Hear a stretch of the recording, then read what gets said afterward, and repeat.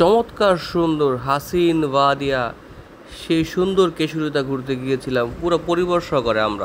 আজকে আমরা কেশরীতে ঘুরতে চলে আসছি। প্লেসটা অনেক সুন্দর। ম্যাচিং করে কেশরীতে ঘুরতে এসেছি। যারা মামে ম্যাচিং করে চলে আসছে ঘুরতে। আশপাশটা খুবই চমৎকার, খুবই সুন্দর। এছাড়া কিছু বলো তুমি?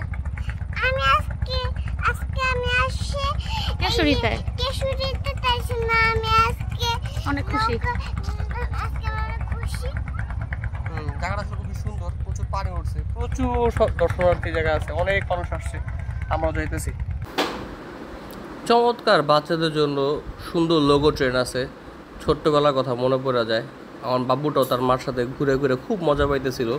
আশেপাশের পরিবেশটা ছিল খুবই চমৎকার, রৌদ্রোজ্জ্বল এবং খুবই অসাধারণ। খুবই এনজয় করতেছিল বাচ্চাটা। আমার বাবুটার বয়স মাত্র 3.5 বছর, তাই আসলে এরকম গোল গোল ঘুরার যে ব্যাপারটা ছিল ওটা খুব রিস্কি ছিল। কিন্তু যে লোকটা এটা চালাতেছিল সে খুবই বুঝের একটা লোক ছিল। সে খুবই আস্তে আস্তে স্লো স্পিডে এটা চালাইতেছিল, খুব ভালো লাগতেছিল। আশেপাশে অনেক কিছু ছিল আরও খেলার মতো। পরে আমরা অ্যাকোয়াবিলস যে রেস্টুরেন্ট এটাতে ঢুকে পড়লাম। চমৎকার একটা সুন্দর পরিবেশ আছে তাদের এখানে খাওয়ার জন্য, খাওয়া দাওয়া করলাম, ভালো লাগতেছিল। বাইরের পরিবেশটাও চমৎকার ছিল। এখান থেকে স্পিড বোট, কায়াক বোটে ওঠা যায়। খুবই চমৎকার একটা পরিবেশ ছিল।